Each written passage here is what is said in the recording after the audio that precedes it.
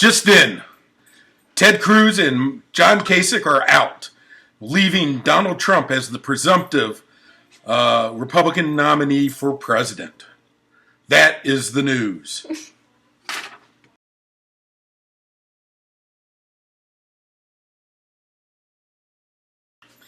And now back to Becky Weinstein in the news corner, giving you the latest news. Welcome to the news.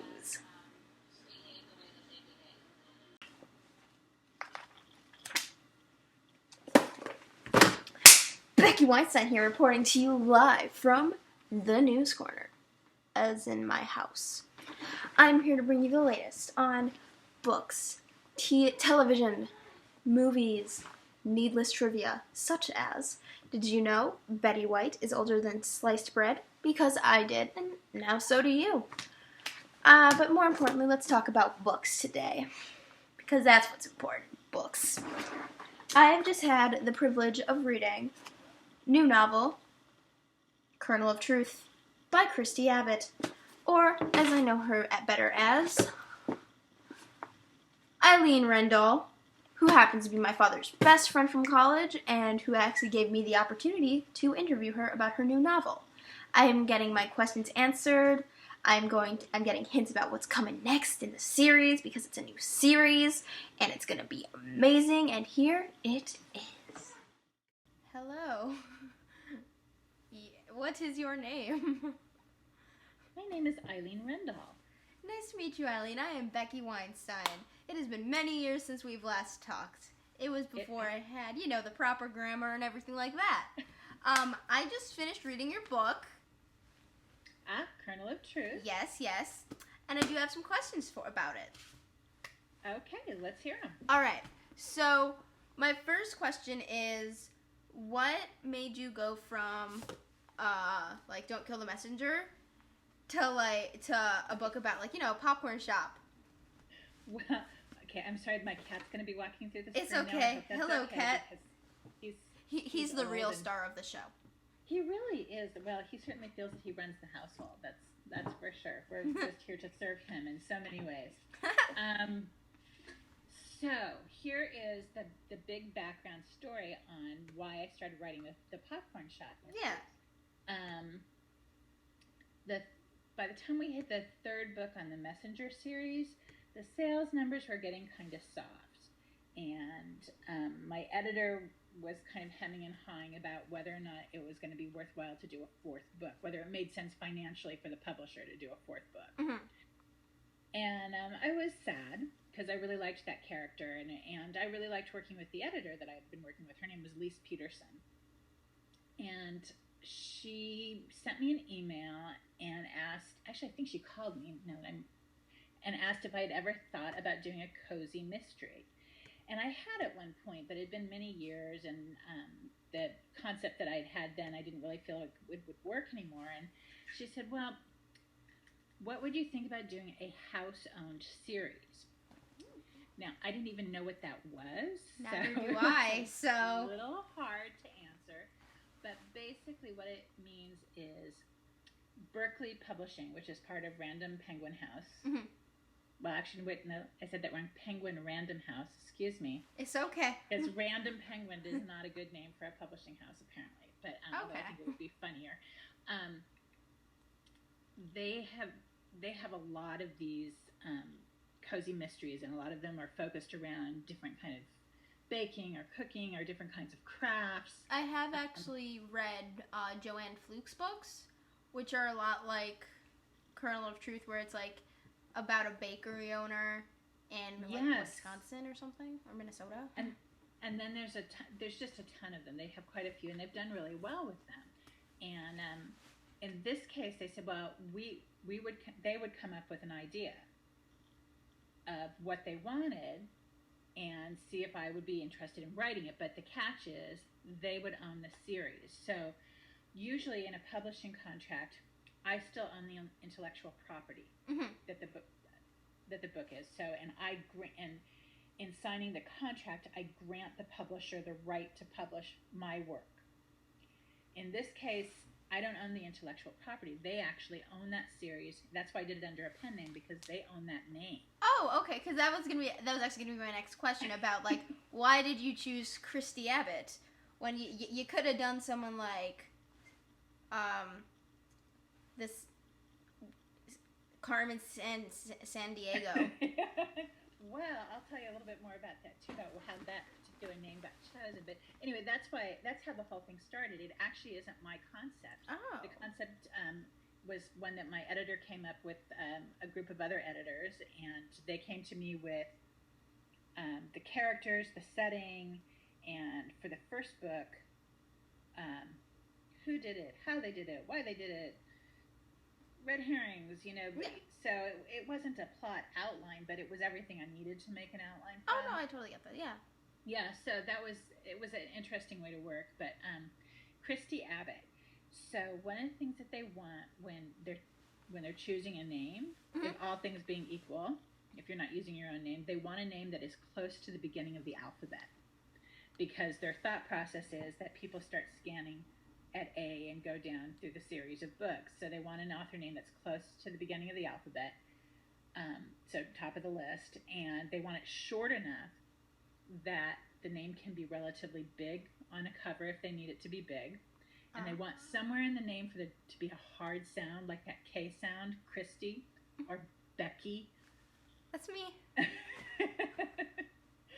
So I actually sat with a random name generator and just kept hitting the button until I found a name that I felt fit some of those parameters.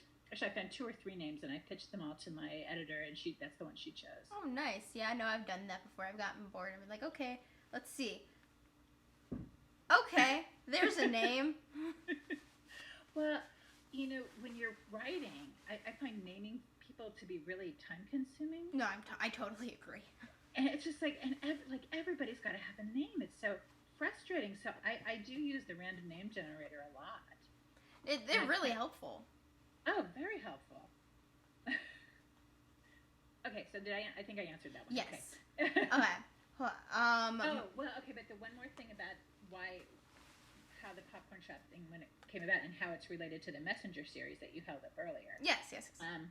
Is what they wanted was the voice from that Messenger series, so the tone and the style that I'd written that one in, they wanted that for a cozy mystery, which aren't always like that. They're not always that funny, kind of sarcastic thing. They were hoping to get that into the cozy mystery. No, yeah. I think you did very well with writing the sarcasm, and I was like, nice. This is how I would talk. Thank you. You're welcome. My next question is, actually, give me 1 sec. Let me get them up, because I have them on a blog post. Mm-hmm. Well, one of them being is, you actually may have answered this. Why a poodle? Oh, because they said she has a standard poodle.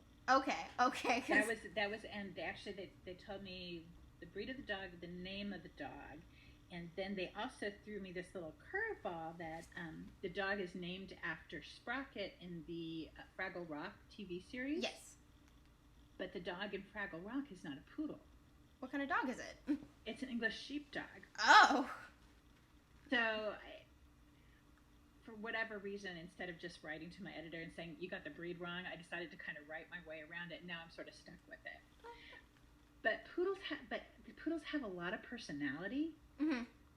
So, and luckily I had a couple friends here who are poodle owners, so I was able to kind of hit them up for stories about being poodle owners, which was very helpful. No, yeah, I get that. Yeah. Okay. Here's a kind of personal question. Ooh, So the other part of my project is I'm making one of the recipes from the book. Mm-hmm. And I tried to make the popcorn balls, trying to make it the non-alcoholic, because my mom doesn't want me to do the alcohol. Which is a reasonable thing to curb you on, yeah. Yeah, and Did you have trouble getting them to hold together? Yes. You have to really. So did you grease your hands up? Yes. We sprayed like oil on our hands. Yeah, you have to really press hard. Okay. And I've made them actually very small, so they're kind of bite-sized, and I think that helps too. No, yeah, we tried making them like this big. Yeah, but you have to really press, and then you have to just let them set. Okay. Let me think of one of my other questions, because the thing is downloading, so I won't have to kind of go back and forth. So, what, like, okay, here, I got a good one. For Pop Goes to the Murder, the second helping, is there anyone who is going to be your, like, basing character off of? Hint, my father. No, your father is not going to be in that one, but he helped me out with actually a book that's coming out in December, and he wants a character named after him in that one. Nice. So that book takes place in Chicago. Hey. And I was getting really confused because I remembered from when I lived there that, like, nobody says they're driving on Interstate 90 or Interstate 94. They're all expressways and they all have names. It's I'm on the Dan Ryan or the Edens or the Congress, and I couldn't remember which one was which. So I made him help me with that, and he said, well, then he wants a character named after him. So I'm going to have to work that in there somewhere. Okay, hold on, I got this. I just got the thing open. Here we go. Okay.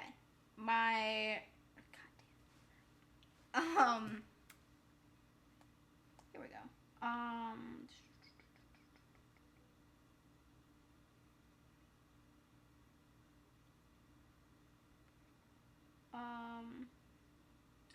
Well, while you're deciding that, I'm going to tell you a little bit more about basing the characters on people. All right, sounds good. So one of the funny things that happened with this is when they sent me the characters' names, the main character's name is Rebecca.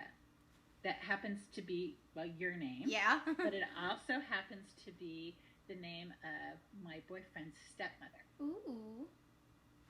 And I kind of couldn't resist then making the character look a little bit like her. She's a tall, leggy blonde with curly hair. Mm-hmm. So that's our Rebecca as well. But then the other thing that was kind of funny was the name of her kind of love interest in the book is Garrett, which is my boyfriend's nephew. So Rebecca's grandson. That was actually one of my questions about the love interest, because, like, in, like, the first couple chapters, I was like, I want these two to be together.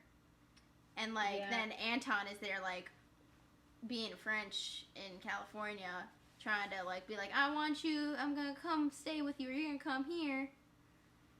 Yeah, and he's back in the second book, too. Oh. Yay. Yeah, you can't, like, one of the things with the cozy mysteries versus, like, the urban fantasy books or the romance novels is that they don't want a lot of sexy time in them. Oh, yes. Yeah, so you really have to, like, pull back on that, which was fine with me, because, it's like sometimes in the novels that I'm writing, like the one that I was just talking about that takes place in Chicago, it takes place over a 2-week time period, and to have someone go from, just meeting that person to sleeping with them at the end of 2 weeks seems a little fast to me. Yeah, no, I'm with so you there. I'm glad that we can kind of back off that. And she has a couple books to get where she needs to be with us. What is the book based in Chicago called? That is called Cover Me in Darkness, and that's actually written as Eileen Rendahl, and it's very different in tone from this one. Ooh, interesting. You're welcome. Let me. Okay, so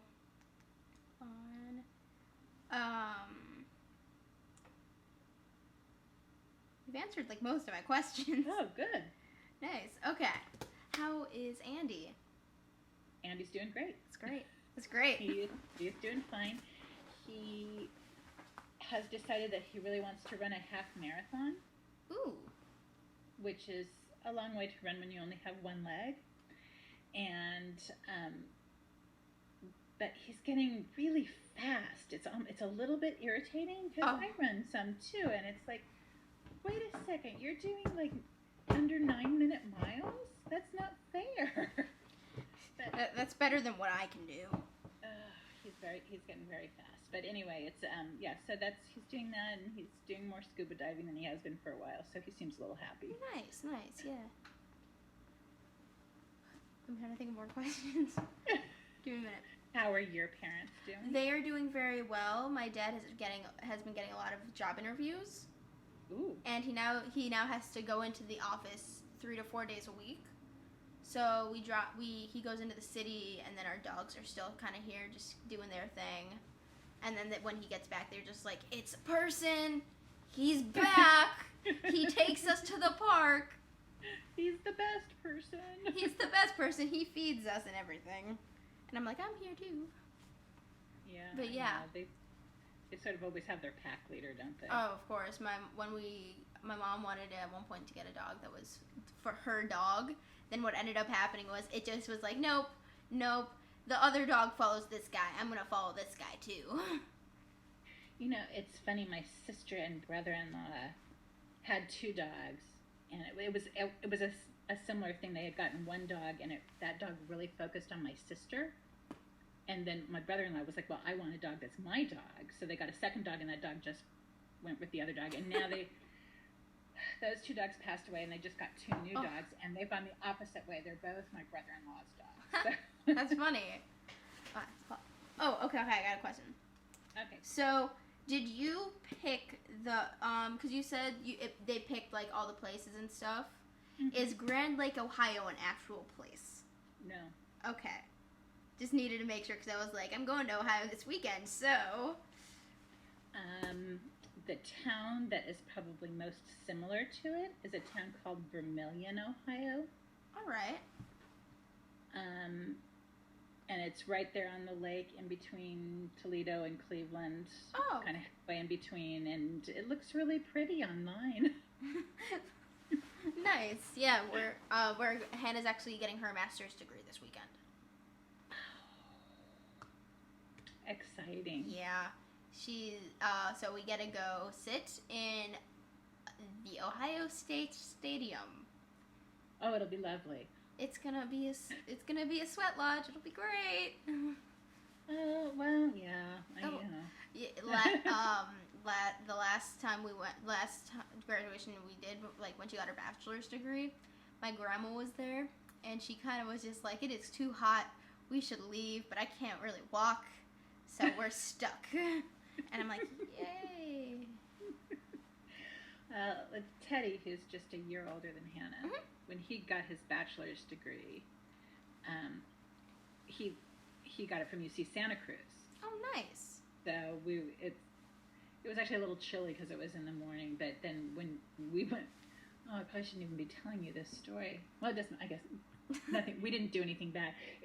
We went to take this group of family photos, and we found like it's a beautiful campus. You know, all these mm-hmm. big trees and stuff, and the graduation was outdoors, and so we went over to this place where there was this lovely little copse of trees, and you could kind of see the ocean back behind us to take pictures.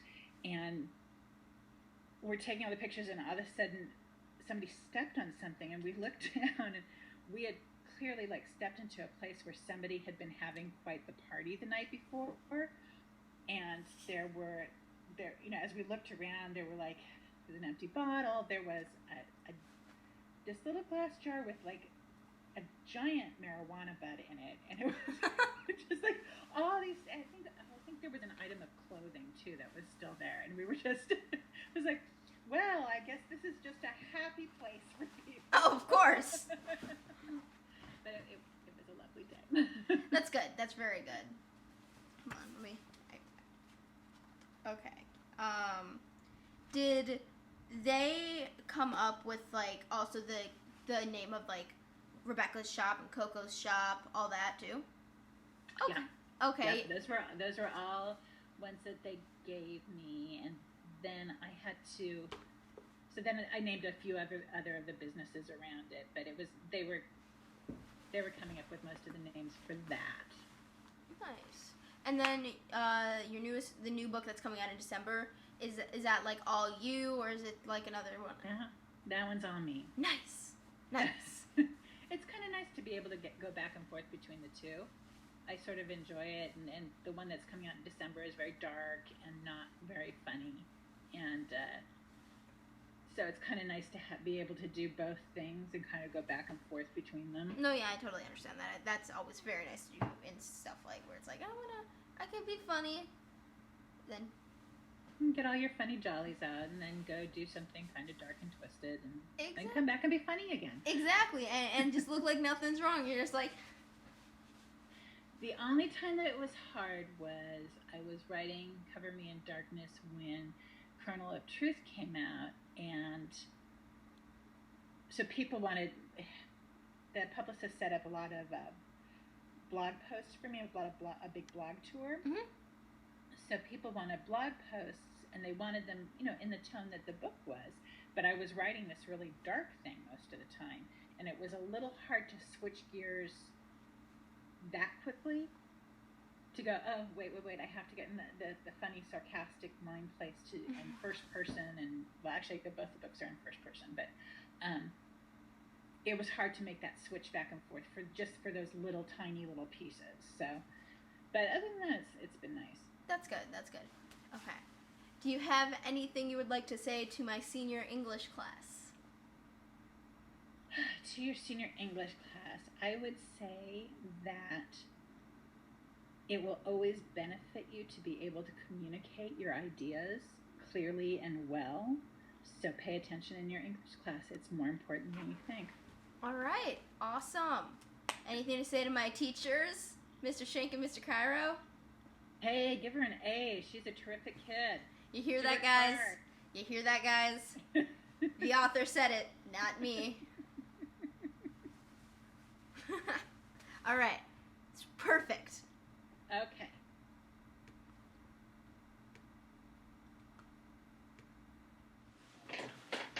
And that is all the news we have for today. Thank you for tuning in. That's all, folks. Bye.